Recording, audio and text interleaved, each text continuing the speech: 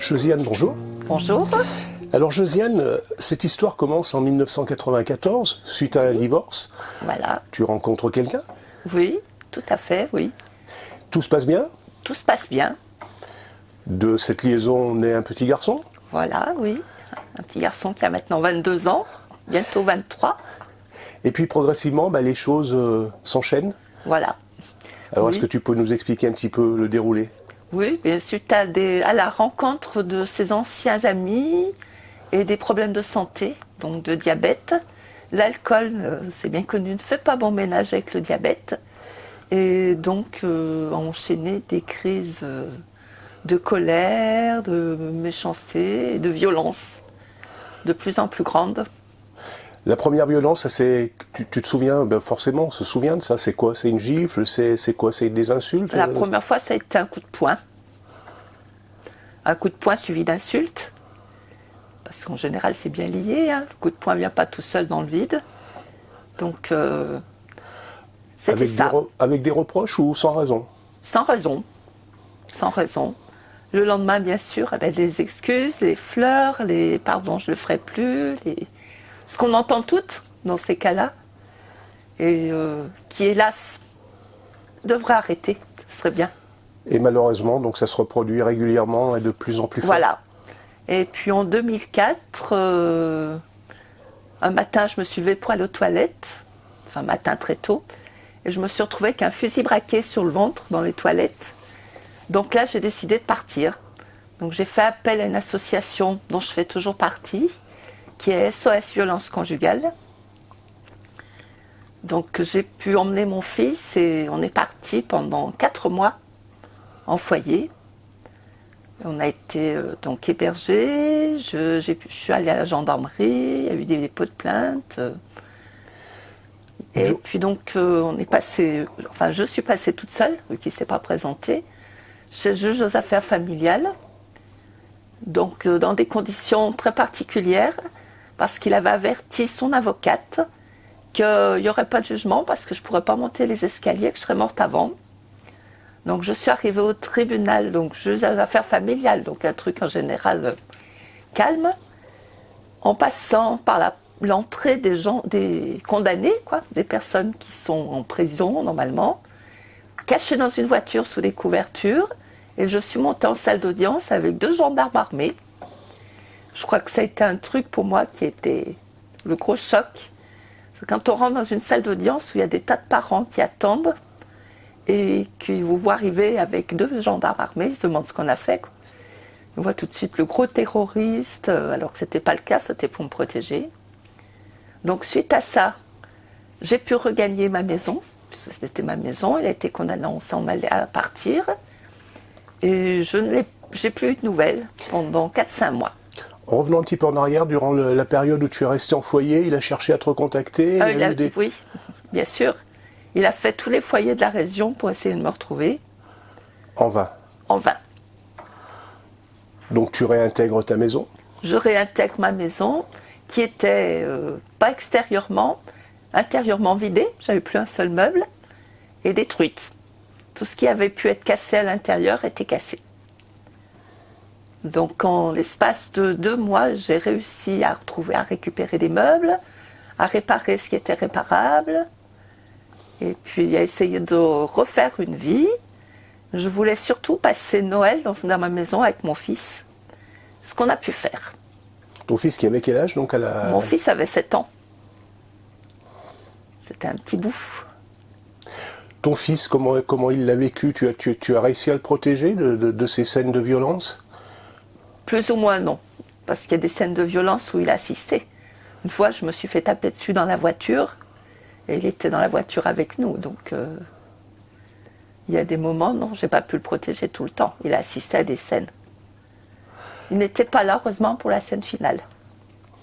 Donc vous avez réintégré votre maison, Oui. passé Noël en famille, dans votre maison, et puis la vie se déroulait tout à fait normalement là, Voilà. à partir de là. Oui, oui. Et puis un autre événement est arrivé. Et puis voilà, le 21 janvier donc 2005, donc moi j'étais à l'étage en train de ranger du linge, j'avais un ami qui était en train d'essayer de m'installer une cabine de douche que j'avais rachetée, vu que la salle de bain était cassée aussi.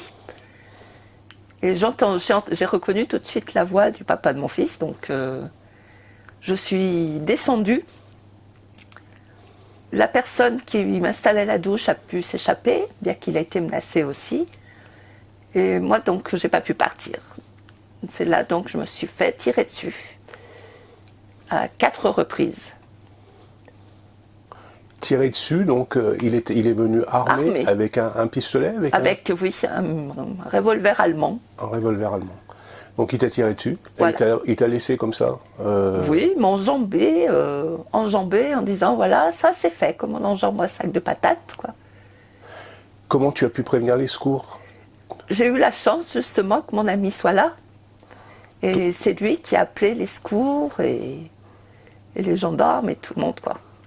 Donc après, le dispositif se met en route. Le dispositif se met en route. Sur ce plan-là, j'ai eu beaucoup de chance que les pompiers venaient régulièrement chez une petite mamie qui habitait à côté, donc connaissaient bien le hameau, sont venus assez vite, et que dans la voiture du SMUR, le médecin venait du Brésil et connaissait très bien les blessures par arme à feu. Donc j'ai eu cette aide immense. Tu as encore des séquelles par rapport à ces blessures? Oui, je les aurai à vie, puisque j'ai eu 2 balles dans le bras. Donc j'ai des difficultés à bouger mon bras, j'ai plus de supination, donc c'est-à-dire je ne peux pas tourner la main, et je ne peux pas trop me servir de mon bras comme je voudrais. Et puis donc j'ai eu les poumons touchés, donc ce qui fait que les matins j'ai des quintes de toux énormes. J'ai eu le foie de touché.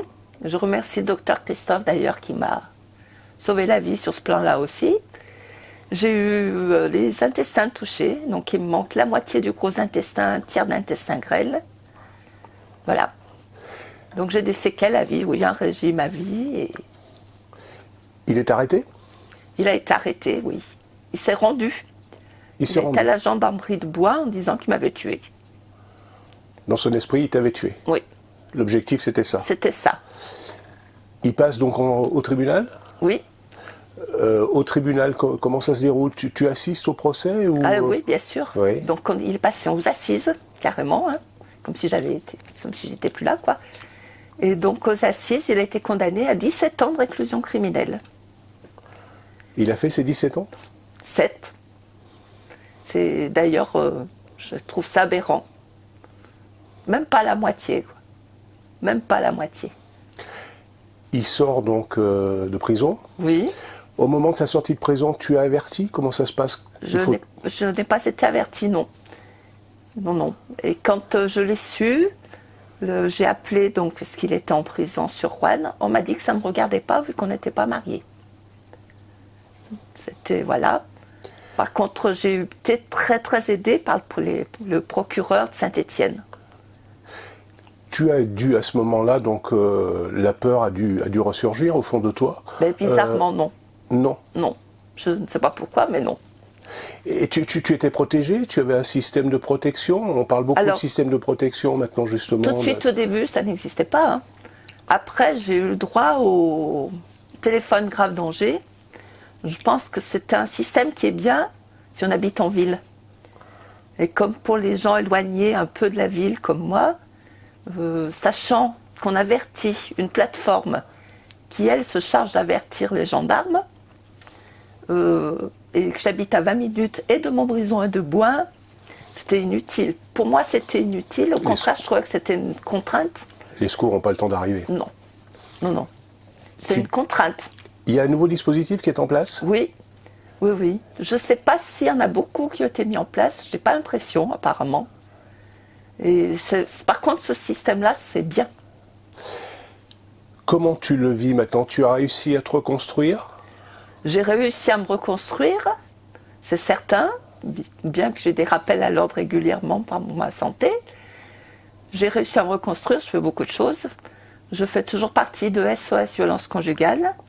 Je fais partie aussi de l'association Putain de Guerrière. Parce que la personne qui a créé Putain de Guerrière à l'origine, je l'ai connue lors d'une émission télévisée donc sur France 2. Et donc le courant est bien passé. Pour elle, je fais partie de sa famille et elle fait partie de la mienne. Tu disais tout à l'heure, la première fois, c'est peut-être la première fois qu'il faut partir ou prévenir. Il faut au moins en parler. Ne pas avoir honte et ne pas avoir peur d'en parler. Je sais que c'est difficile de partir, parce qu'on reste avec les gens parce qu'on les aime et qu'on croit toujours que ça peut s'arranger, bien que ça ne s'arrange jamais. Mais au jour d'aujourd'hui, il y a des tas de dispositifs qui sont prêts à aider dans les hôpitaux. Dans les hôpitaux, il y a une petite chose toute simple qui est très peu utilisée, c'est le poids noir au creux de la main. Ça paraît ridicule, mais si vous arrivez en face de quelqu'un qui est au courant de ce que ça veut dire, elle peut vous aider si vous êtes en grave danger. Et je pense qu'il faut vraiment parler à son entourage, rapidement. Et puis bon, c'est vrai que ça peut arriver, sur le coup d'une colère, une gifle. Mais il ne faut pas qu'il y en ait deux, il ne faut pas qu'il y en ait plus, quoi. Je conseille à ce moment-là, oui, de partir. Ouais, agir vite. Très vite. Ne pas arriver où j'en suis arrivée, quoi. Est-ce qu'on arrive à pardonner?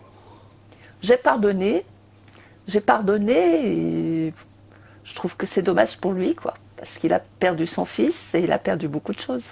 Et surtout son fils. Je pense que malgré tout, son fils lui manque. Par contre, mon fils n'a pas pardonné. Josiane, merci beaucoup pour ce témoignage très fort qui je l'espère, va servir à d'autres. J'espère aussi.